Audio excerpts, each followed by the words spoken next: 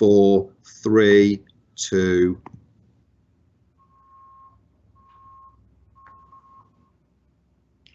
Good morning, everybody. Welcome to the SEN Strand. Hopefully that's where you mean to be. I am very pleased this morning to be able to introduce Sally-Ann Taylor. She is a speech and language therapist, has been for 12 years and plus, and we're very lucky that we employ her as part of the Cornerstone Trust to support our children with any speech and language communication difficulties. And she is really passionate about her subject and she's very good at it. And she is here this morning to just talk you through really the changes that this current situation have thrown up and the opportunities that it has presented to explore how speech and language therapy can be delivered really through digital means. So I won't talk anymore. I will let Sally-Ann do the talking. If you have got questions, please do post them in the question and answers chat. And I will look at those as they come in, and we'll probably wait until the end and we'll go through those with Sally-Ann at the end. Okay, enjoy. Over to you, Sally-Ann. Thank you, Teresa. Can I just check that you can hear me okay? Because I've got something coming up saying I've got a problem with my audio. Absolutely fine. Good, excellent. Okay. My session today is all around using digital tools in supporting the development of language, which is something which I've had to develop myself a lot recently over recent weeks, as you can imagine. I'm going to try my best to make it as relevant to people outside speech therapy as I can, but obviously it's being a speech therapist, a lot of it may be kind of more relevant to speech and language therapy, but hopefully you'll find this useful. So my aims for today's sessions, we're going to have a quick overview of some of the tools which are available for supporting children with language difficulties, how to use these digital tools and what to use them for. And I've got a couple of videos in here to just give you some examples of myself using these tools with children on my caseload. I'm going to have a little discussion at the end about the importance of vocabulary skills and just a very quick little skim over how to develop vocabulary skills in the classroom, as well as pointing you towards some resources for supporting around this. So here are some of the tools that I use. So some of you will be, I'm sure many of you will be familiar with some of these tools, some of them you might not have heard of before. So I'm going to go through and discuss some of these different tools and how I use them. Yeah, and so hopefully might introduce you to something new. So we've got Language Link. I use Microsoft Teams a lot, so I use this for doing a lot of my teletherapy at the moment for children who are still in school or at home, and I can't go into the classroom to see them, so we do a lot of sessions via Microsoft Teams. Zoom would be an alternative, just anything with a feature where you can share your screen with a child. I use Microsoft Word to create some sort of drag and drop games. OneNote again on Microsoft for sharing resources with teachers and parents. I use this, so Simplify is quite a new tool, an online kind of symbol tool, which I'll talk to you about in a minute. And this was only developed in 2019, so it's very recent, so probably many of you won't have come across this. So I'll show you a little bit of Simplify, just in case it's something which you feel might be useful in your setting. Black Sheep Press, I'm sure many of you will have heard of Black Sheep Press, that's been around for a long time. Communicate in Print or Board Maker, so these are both symbol writing tools. Communicate in Print tends to be used more in mainstream schools, and Board Maker, from my experience, often more in kind of special school settings. So there's not much difference between them, it's just the kind of presentation of the symbols really. And then I use a resource called WordAware, which is actually, it's a book, but it comes with a disc, so you can print off resources and things from there. And that's a book by Stephen Parsons and Anna Brannigan, and would highly recommend if you're interested in developing vocabulary skills. It's a really, really useful resource for that, so I'd highly recommend purchasing that. So Language Link. So as I said, many of you will have come across this before. So it's an online assessment for your foundation stage and key stage 1 children.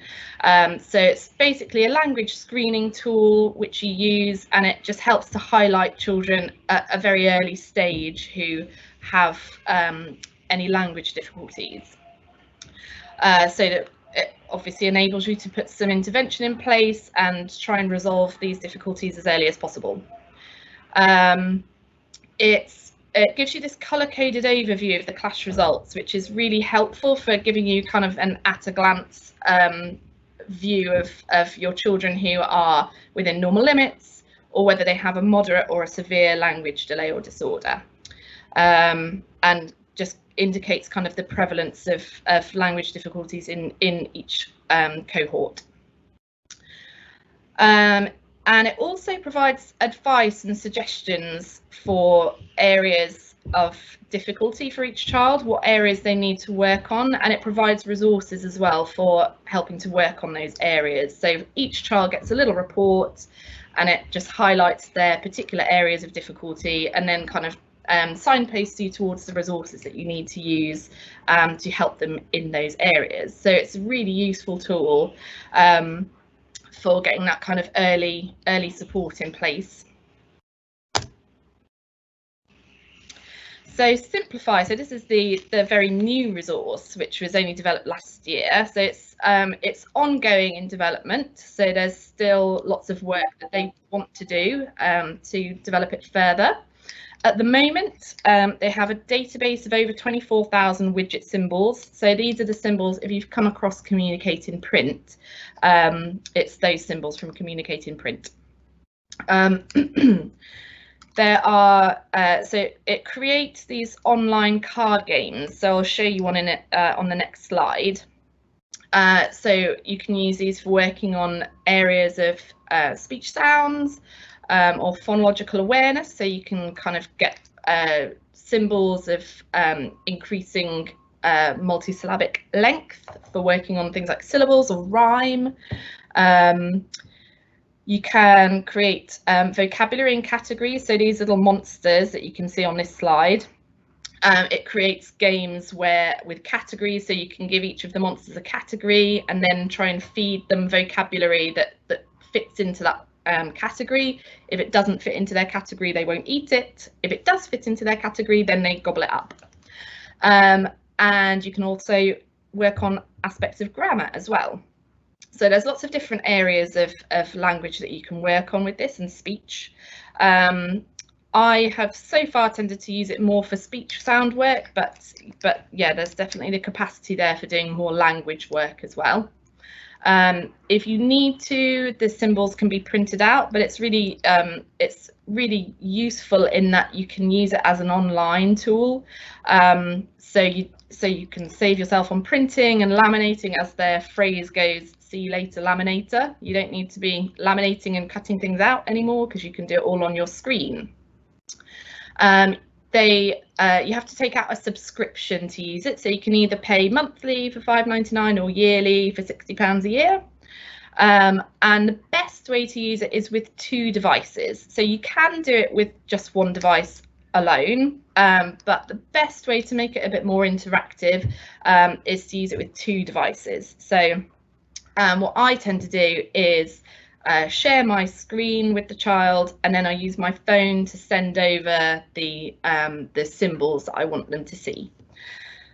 And there's also a Facebook group available, so if it's something that you think sounds interesting and that you'd like to find out more about, you can go on the Facebook group Simplify Ideas, where lots of different therapists put different suggestions for what they've used this tool for. So that would be worth having a look at if you're interested. So let's have a little look at this video now. So this is where I'm doing a bit of speech sound work with a little boy. So it's about 3 minutes long, this video clip, just to show you how you can use this this tool.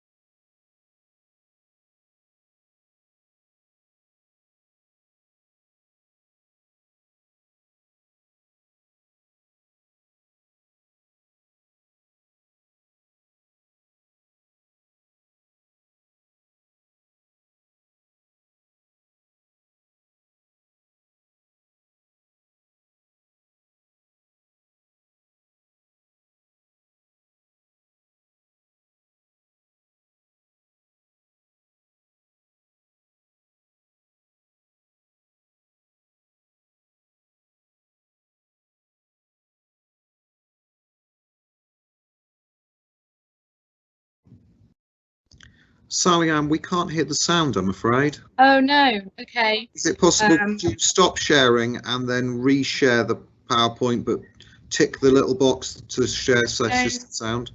Okay, so it's I've got something saying couldn't share system audio because audio sharing. Unshare the desktop and then reshare it. Okay. It should be okay, hopefully. So let's try this again. Sorry, bear with me.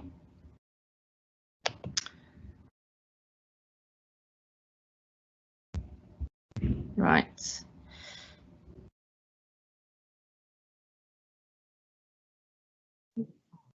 Well done, Sally Ann. Let's try again.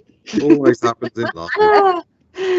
Still saying, so I've just got a thing saying couldn't share system audio, which is, okay, let's give it a go. We'll give it a go. Hang on.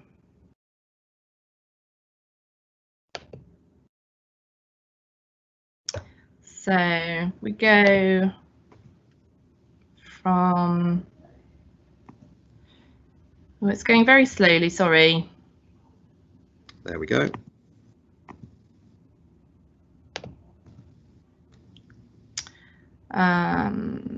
So from current slide, let's try again.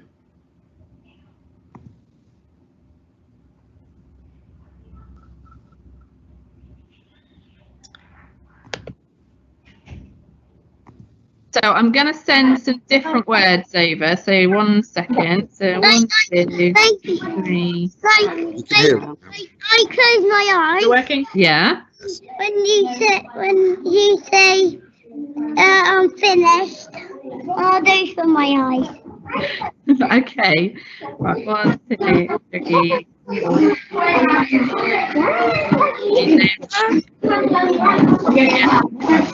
Right. Spread them out. Right, this is my chance, Arthur, to make a comeback. You need to get 3 more. Yep, I can do it.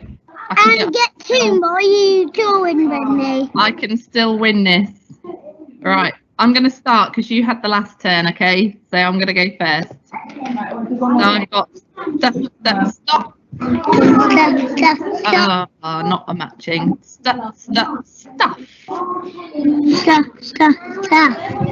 it. Right. Okay. Not the red one. Red dot. This one here in the middle? Yeah. And the other red dot, not that one in the middle, that one, yeah. That one there. Oh! That's steel. Steel. Yep. And what's this one? Stick. Perfect. Well done. Okay, right, my turn again. I'm going to go for this one. Stem on a flower. Stop. I don't win it. I don't win it. All right, go on then, Arthur. A middle one, a middle red one. That one? Yeah. Another one. And this one? Yeah. Oh, yeah. Oh, stop. 5-2. Oh, you're going to beat me, Arthur. This is not fair. Okay, right, what's your word? 5-2. 5-2. 5-2. What's the word, Arthur? Stop, stop, stop. Stop, stop, stop. And the other one to get it in your bubble. Stop, stop, stop. Beautiful. Well done. Okay, right, my turn. Come on, I can do this. I can do it. Stuff, steal. I know we've had this one. I think it was this one here. No, no, no. I did it.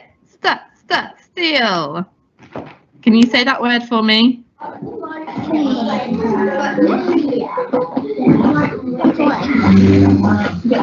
you say that one for me, Arthur? Steal. That's it. Okay, your turn. Finish the one you're doing, please. Then we're going to pack away. Right, which one are you going to turn over first? Yellow one. The one with the yellow dot. The one at the bottom or the one at the side? Bottom. That one. Stem. Another yellow one. This one over here. No. Oh, not that one. This one is stuff. Stuff.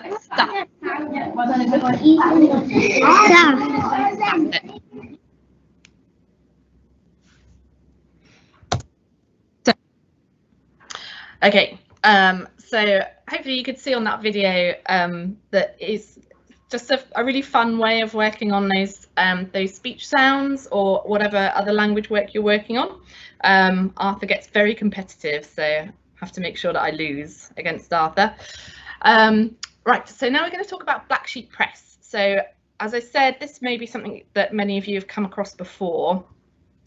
So it's a range of illustrated resources for working on a huge range of speech and language skills, and they've also got packs for working on areas of pragmatics and emotional awareness as well. So there's loads and loads and loads available.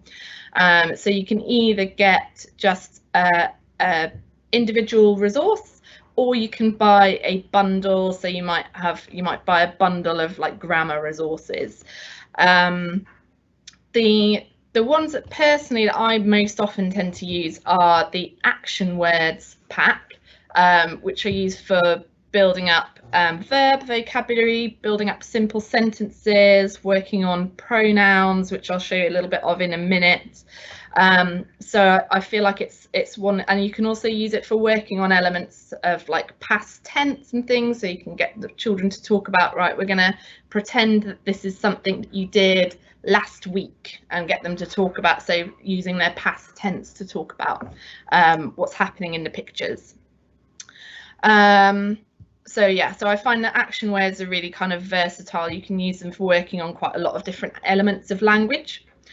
And then I also use the sequencing activities quite a lot as well. So there's 2, 3 and 4 part sequences. So once the children are able to make their simple sentences with the action words pack, I'd move on to the 2 picture sequences.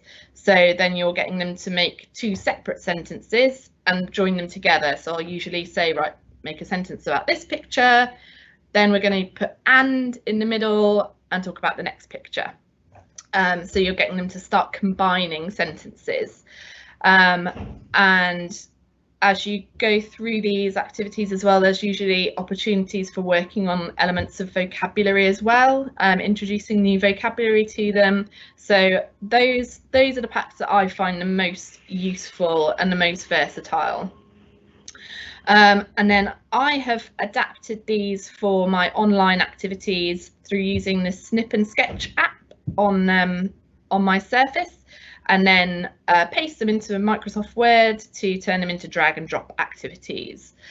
So I will show you a little video of this next. So in this next video, I'm working with a little boy, first of all on pronouns, so working on he and she, and then I move it on to an activity where we're putting simple sentences together and attempting to use that he and she concept that we've just introduced to putting that he and she into a sentence as well.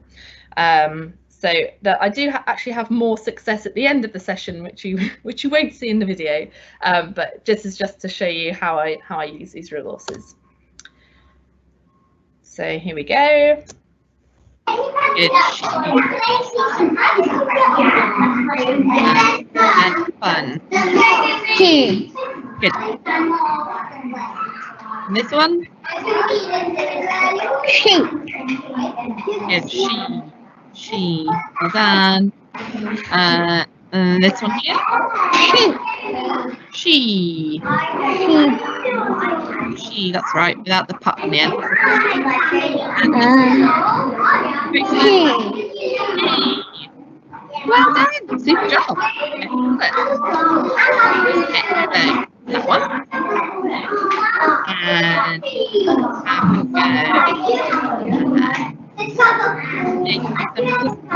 now. So here we are. So I want us to carry on using that he and she when we're talking about these. I want to do a painting one. Painting one. Okay. So what to say about this one? I'm going to make a little sentence. So tell me about painting. Painting. With a dog. Very good. And do we say he or she? Eating. Is it a boy or a girl? Sorry? This is a boy or a girl?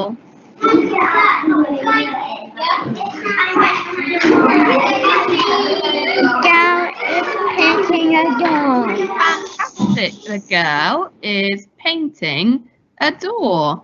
And another way we can say it, if we're using he or she, Oscar, Yeah. what would you say? Would we call this? Would we call the girl he or she? She. Good. You'd say she is painting A door. Can you do that for me? The girl is painting a door. Fantastic, lovely sentence. And let's try it one more time and we'll try and say she. She is painting a door. Okay. Girl is painting a door. She is painting a door. Very good. Okay, right, let's try another one. Which one do you want to do next? Okay, so the apologies, the audio quality is not brilliant on that because there's a lot of background noise in the classroom, and then it actually gives a bit of insight for me as to how difficult it must be for the child on the other end trying to do these sessions sometimes when there's all of that background noise in the classroom. Yeah, so with that one you could see I just kind of cut and paste the pictures into Word, and then we can drag and drop them to use them in that activity for making sentences. So quick little chat about Communicate in Print now. So this is a symbol writing tool, so you can create your own resources, and I've just put some little examples around the edge of some of the different resources that I've made with Communicate in Print. So for those of you who haven't come across this, you make these little boxes and then you type a word in and it brings up a symbol to represent that word. So it's really quick and easy to use once you know what you're doing. You can use it for making visual timetables. You can select target vocabulary to make visuals to back up your vocabulary that you're focusing on. On the next slide, I'll show you a social story that I've made using Communicate in Print. And also it's really good for explaining structure and rules visually. So for example, I've got this good listening chart here, so it just visually sets out the rules of what children need to be doing to show that they're doing good listening. This one is around behaviour that we don't want to see. No kicking, no biting, no throwing, no pushing. So this was for a very autistic boy that we've got in the school, who was just demonstrating some kind of unwanted behaviours, and this was just to set out really visually, this is not what we want to see. And then this one This one is a narrative, kind of visual to support with telling a story or writing a story. So these elements that they need to talk about before they start their story. So when does it happen? Who is involved and where are they? Before going through each element of what happened in the story, what happened next, remembering to think about character feelings, what characters say, and if there's any particular connectives that you want them to use, you can write them into this box to remind them to use because or afterwards or whatever connectives you want them to use. So this is obviously for older children who maybe struggle sometimes to include all of those elements in their story, and it's just a visual reminder for them of what they need to be thinking about in their storytelling. And then here is a social story that I've written using Communicate in Print. So this was for a little boy down in reception, and it just, by adding in these visuals, it obviously helps to just help it make a bit more sense for him rather than just kind of giving him the words. So he had some issues around personal space. So sometimes I like to touch other people. I like to touch their face or their glasses. I look very closely at their face. Some people do not like to have their face or glasses touched. I will hold hands or high five instead. I will give my friends enough space. I will stand an arm's length away from people. My friends like it when I give them space. So I'd go through and kind of show them where you are in the story and point to the pictures just to back up what it is that you're saying and make it just to help them understand the story a bit more. Right, so that was a very quick little overview of Communicate in Print. And now a little bit on vocabulary. So this is the book Wordaware that I referred to at the beginning. So if it's one that you think you'd like to purchase for your school, I'd recommend going on Amazon because it's a bit cheaper on Amazon. Now we obviously all know how important vocabulary is, and Ofsted refer to how the correlation between vocabulary size and life chances is as firm as any correlation in educational research, and it's a key area that's considered by Ofsted. They talk about a study comparing children from disadvantaged backgrounds, and over 4 years the children from the disadvantaged backgrounds heard 30 million fewer words than children from the more advantaged backgrounds. So there's obviously this huge gap in vocabulary that those less advantaged pupils are hearing as compared to the more advantaged pupils. Another study which kind of refers to this as well looked at children in the middle grades and how much they were reading. So they looked at the less able pupils were reading around 100,000 words per year, average readers around 1 million words per year, and voracious readers around 10 million words per year. So that gap between your less able pupils reading 100,000 words per year compared to the voracious readers of 10 million words per year is enormous. And that leads us to this slide, which talks about the Matthew effect in vocabulary. So this is a biblical term which talks about the rich getting richer and the poor getting poorer. So you've got your children who come into school with poor vocabulary. Because their vocabulary is not great, their reading comprehension is poor. So children need to understand 98% of the vocabulary in a text to comfortably comprehend what they're reading. So if you're missing more than that vocabulary, then it starts to really impact on how much you understand of the text. If your understanding of what you're reading is not very good, then your motivation to keep reading is going to be lessened, is going to be reduced, and so you're going to do less reading. And if you do less reading, you're going to be exposed to less vocabulary and have less opportunity to develop your vocabulary, and so your vocabulary remains poor. So we have this vicious cycle of these children that come in with poor vocabulary, and it can be really difficult to ameliorate those difficulties. So in that Word Aware book, they've tried to talk about how we can close that vocabulary gap, and they talk about so how to choose the right vocabulary to teach, and they have this resource called they call the Word Wizard. So once you've chosen the vocabulary that you want to teach, you would fill out this word wizard with your class. So you'd find a picture to represent the word. You'd look up the word in a dictionary, give a child-friendly definition of the meaning of the word. Then you'd talk about the phonology of the word, so what sounds it start with. Think of words that rhyme with it, clap out the syllables, how many syllables does it have. So the reason they talk about this is that when we learn vocabulary, we store vocabulary according to the meaning of the word and according to the sounds of the word. So when we want to go in and find that word again, it's really easy for us to access it because it's stored in a really logical, organized way, and it's really easy to go in and find the word that you want.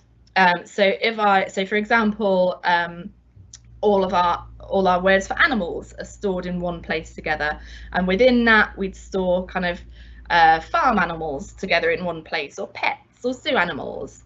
And again, with phonology, we'd store all of the words together which start with the same sound, or words that rhyme together. So if I said name as many words that rhyme with frog as you can think of, you'd be able to name a lot very quickly because they're all stored together in one place in your brain. Then you say the word to your partner to practice that kind of motor memory of the words, the pronunciation. You use the word in a sentence, get the class to think of different sentences using that word, which then teaches them a bit more about the grammar of the word and how to use it in a sentence, as well as giving them a bit more information about the meaning of the word. You'd get the class to come up with an action to represent the word.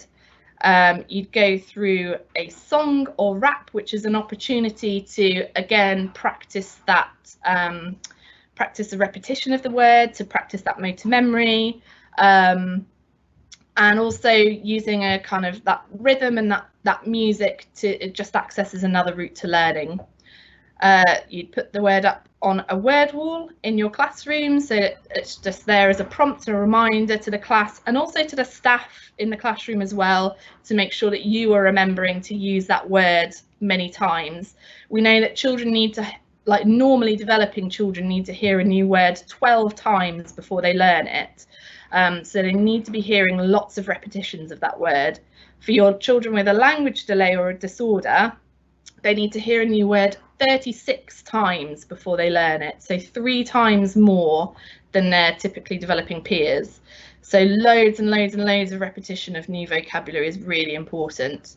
And then in the book they talk about using a word pot so that you can review the word, go back to it at a later stage and make sure that you're kind of reviewing it and making sure that it stays in their long-term memory. Okay, right, I'm gonna pick up the pace a bit because we're running out of time. So we've just got a little example here of how you might use that those kind of word wizard ideas to introduce a new word. So we've got the word invade. We've got the picture here to represent it.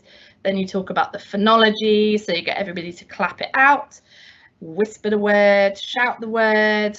What sound does it start with? Let's think of a rhyme. So there's not really any obvious ones for invade, so you just make up some rhyming words.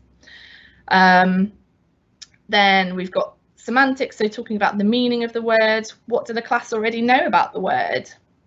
Look it up in a dictionary, give them a definition, add any information that's missing from the dictionary definition.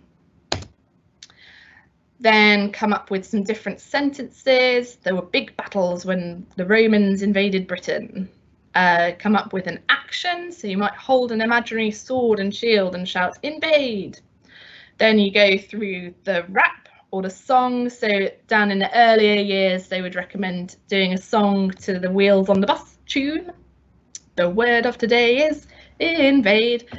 Or for your older children, you'd go through this rap. Say the word, invade, clap the word, invade, and so on.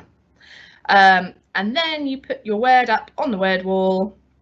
So you'd have the picture that you've used to represent it with the word written underneath.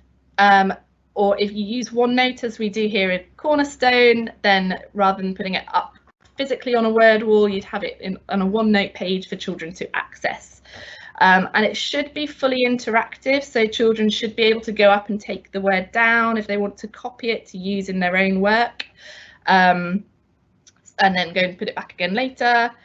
And that's it for that. But I would highly recommend the book, or otherwise there's I actually give a much longer talk about that vocabulary and how to work on vocabulary in the classroom at our English hubs here at Cornerstone. So the next one is on Thursday. So I'll be giving a talk about it then, or feel free. This is the last one that we've got planned, obviously, for this year because we're approaching the summer holidays. But I've put my email address there, so if you wanted to contact me, then feel free to send me an email about that. And that is actually it from me. So if there's any questions, I'm happy to take some questions now. Great. Thanks, Sally-Ann. That's Okay. really helpful. And I think what Sally-Ann didn't mention actually is as well as all the things that she's demonstrated there, she's done some really good work during this period of actually training up parents a little bit so they can deliver sessions at home, training up various members of staff to be able to deliver online as well, which has been great, so that none of our children in the early years have had to sort of miss any of their speech and language input and support. So that was great. Thanks, Sally-Ann. Right, we just do have 2 or 3 questions here. I'm not sure if you know the answer to the simplified question actually about subscription. Is it per child or is it for any amount of any number of pupils? And I have just looked up, I can't find it explicitly on the website either, so I've just emailed them, but they haven't got back to me. I don't know if you know that, Sally-Ann. It would be, so if you're from a school, it would just be a subscription for the school. So they ask if it's going to be just you. So it's the number of professionals and the number of staff that will be using it, basically. So if it's for a team, I think they offer a discount on subscription, but you'd have to contact them directly to find out about that. Or if it's just one adult in the school that's going to be using it, then you just set up, you get a username and a password to log in and use it. So it's not to do with the number of children that would be using it, it's to do with the number of staff that would be using it. So I hope that answers the question. Great, thank you. Hopefully, Joanne, that's all right. It's www.simplify.co.uk, so pretty easy to find on their website. Okay, somebody asked, Sally-Ann, would these work with all ages? And I think this was around that when you're talking about Black Sheep Press resources. Yeah. I don't know if whoever asked that question, it's anonymous, could just clarify. I think it, but hopefully if you answer it, and they'll let us know if it's not. Yeah. So Black Sheep Press. So it depends. It depends on what you're working on, really. So they have resources which are suitable from primary school. Well, actually preschool through to secondary school. So because they've got some. They've been developing more recently products for older children, where you'd be working more on kind of the pragmatics and the emotional side of communication.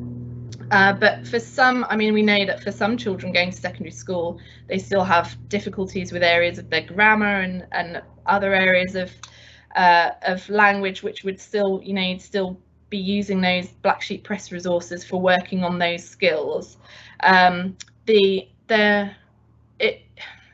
In some ways it depends on the child as well, in that some of the resources can appear more childish because of the illustrations and things.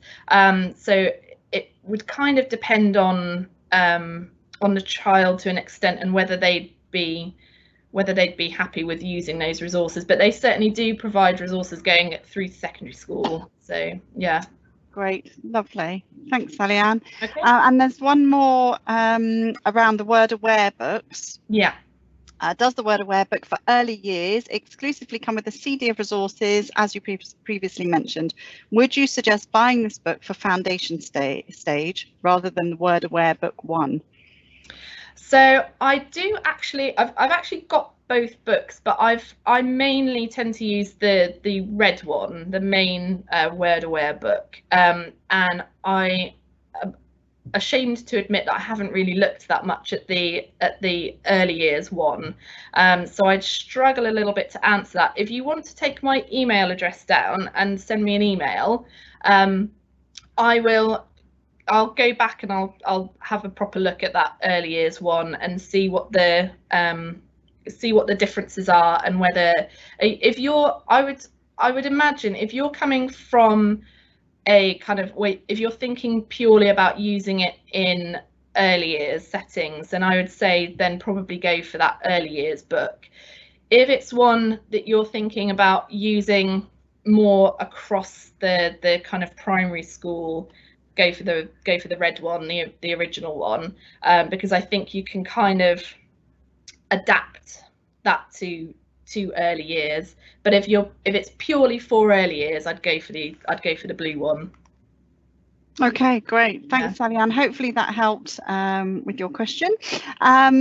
Okay, so thanks ever so much, everybody. I think that is it from Sally-Ann this morning. I hope you enjoy the other workshops or presentations that you attend. And yeah, if you have anything else, you can get in touch with the EdTech Demonstrator Schools programme to get support on a more personalised level if you want it. Okay, thanks. Bye. Thank you.